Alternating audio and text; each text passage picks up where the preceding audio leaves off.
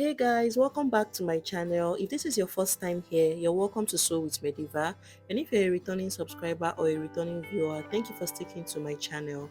So in today's video, I'm going to show you guys how to cut and sew this stylish V neckline bubu with French design in front. So this bubu was made from a combination of two fabrics. The upper part is a crepe fabric while the lower part is African print fabric. I made use of 1 yard of the crepe fabric and about 2.5 yards of the African print fabric. So if it's something you are interested in, make sure to keep watching and make sure you watch till the end so that you don't miss out on any detail. And don't forget to give this video a thumbs up, leave a comment and subscribe to my channel. So I made use of 1 yard of this crepe fabric and 2 yards of this beautiful African print fabric. I didn't use up to 2.5 yards. So I also have my tape roll, my chalk and my scissors. So we're going to start with the upper part of the bubu. Let's go ahead now to fold up the fabric. So I used this plain crepe fabric for the upper part of the bubu and it's not up to 1 yard. So I folded it into two as you can see, and I'll go ahead to further fold it into four because we're cutting it for both the front and the back panels. So I'll be using this wider part to create the bubu because of the sleeve. I hope you guys can see how I folded it. So this part is going to be the center front and the center back, while the upper part, which is completely closed, is going to be the shoulder. So to get the wideness of fabric to fold, the first thing to do is to divide your shoulder measurement by 2. So mine is 8 inches. And then you now determine how long you want your sleeve to be. So for mine, I want the sleeve to be about 11 inches and I added 1 extra inch for folding allowance, making a total of 20 inches. So from the center front, I'll mark the wideness of the neckline, which is 3 inches, while the depth of the back neckline is 1.5 inches. So the front neckline is a V-shaped neckline, so I'm going to come down by 7.5 inches. And then I'll go ahead to connect it all the way to meet the neck width this way. After that, I'll come over to where I want my sleeve to stop and come down by 1 inch, and then I'll use my ruler to connect it all the way down. So after that, the next thing is to mark the sleeve opening. So for mine, I made use of 10 inches, which is my round armhole measurements divided by 2 plus about extra 2 inches to it. So I'm going to then extend that line all the way to the center front this way, and then just go ahead to create my sleeve. So on this line I marked, I'm going to mark my round hip measurements divided by 4, which is 11 inches, and I'm going to add extra 4 inches to it. So you can decide to add 5 inches to yours depending on how wide you want your bubu to be, but for mine I added 4 extra inches. So this line looks bent, so I'm just going to go ahead to adjust it. So after that, I'll form a slight curve towards this armhole area and then mark extra 1 inch to the base, which is going to serve as the joining allowance. So this is basically all for the upper part. Let's go ahead to cut it out. So start by cutting out the back neckline before you proceed to cut out the front.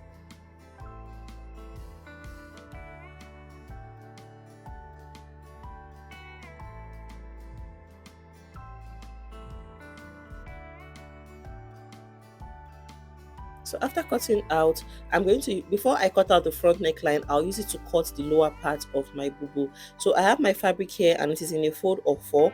Let me go ahead to fold it neatly and show you guys. So this is 2 yards of African print fabric and I folded it into 2 first and then further folded into 4 as you can see.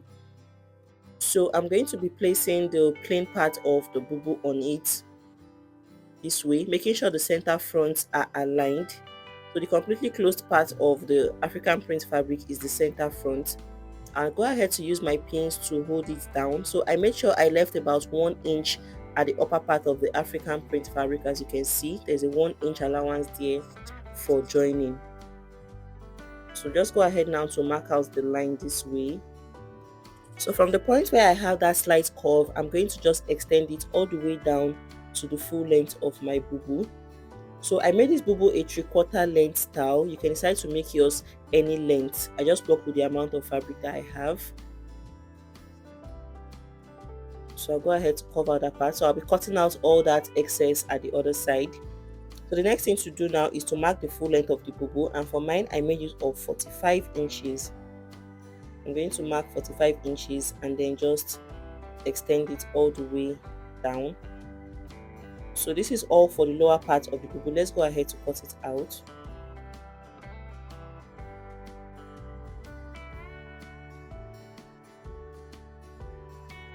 So after cutting out, this is what we have. I'll go ahead to separate the plain fabric from the African print fabric, and then I'll separate the front from the back and just go ahead to cut out the front neckline.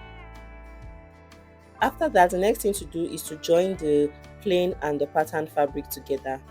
So this is for the front and this is for the back. So I'll place them right sides facing each other this way.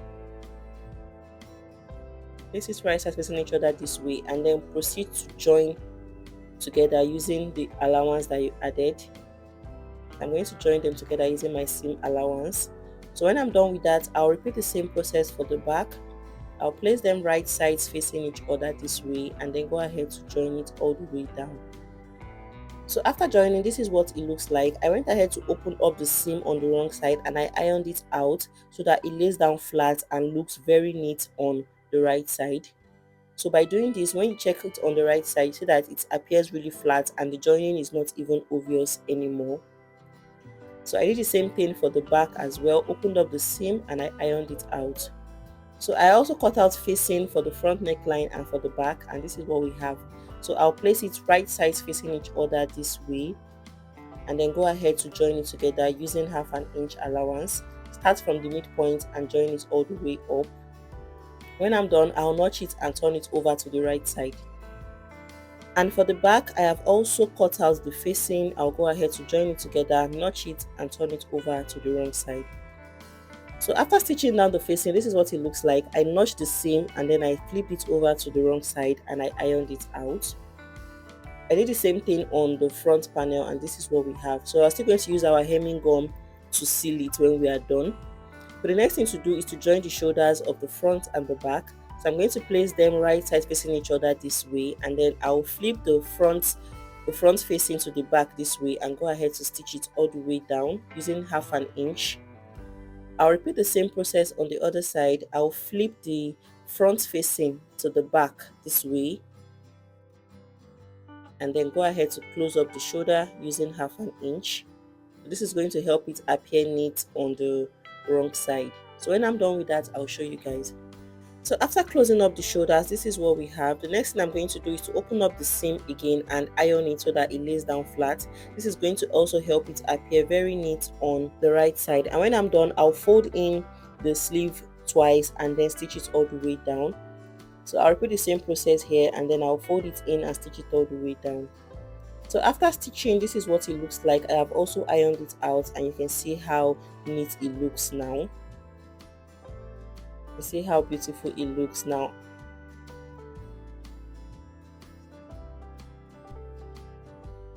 And this is what we have. So the next thing we want to do is to insert the fabric for the pockets. Just make sure everything is aligned. I want to mark the points where I'll be having my pockets. So I'll come down by 18 inches from the shoulder and just mark it. And then the wideness of my pocket is going to be 7 inches. You can do 8 inches depending on how wide you want it to be. So for mine, I did 7 inches and I'll go ahead to notch the points on the two fabrics. Notch the pocket points. So I'll repeat the same process on the other side. Come down by 18 inches and notch on both sides of the fabric.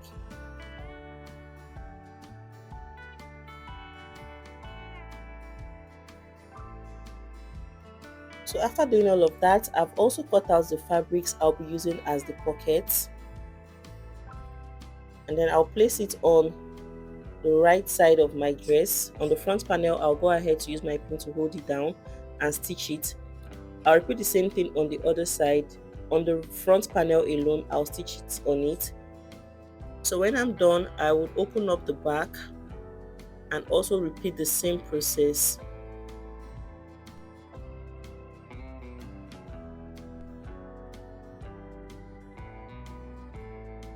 So after stitching the pockets, I'll show you guys. So I've gone ahead to stitch down the fabrics for the pockets and you can see what it looks like now. The next thing to do is to close up the sides of the dress. So I'm going to flip it over to the wrong side and then I'll arrange it, making sure all the sides are aligned, the front and the back panels are aligned. So make sure the fabrics for the pockets are also facing each other. So after that, I'll use 1 inch seam allowance to close it up all the way down. When I get to this pocket point, I'll lift the footer up, I'll turn the fabric, and then I will close up the pocket. I'll close up the pocket all the way to this side. When I get to this side again, I'll leave the footer up and then close up the sides all the way down. So I'm going to repeat the same process on the other side. I'll merge the fabrics together and go ahead to stitch it all the way down. So when I'm done with that, I would fold the base of my dress twice and stitch it all around.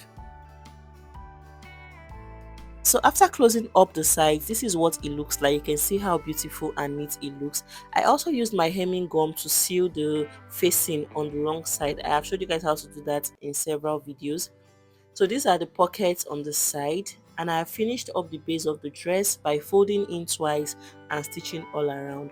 So the last and final thing we want to do is to fix the fringe in front. This is optional. You can decide to wear yours like this. So I'm going to start with the first fringe directly at the center of the dress, and then I'm going to fix the remaining one on the sides. So I gave a gap of 5 inches between each fringe. So you're going to use a hand needle to just stitch down your fringe to your dress.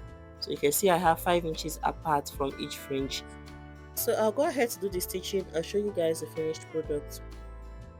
So this is what we'll be ending this video for today. I hope you found it useful and I hope you learned something new. So don't forget to give this video a thumbs up, leave a comment, subscribe to my channel, share to your loved ones, and I'll see you guys in my next video. Bye.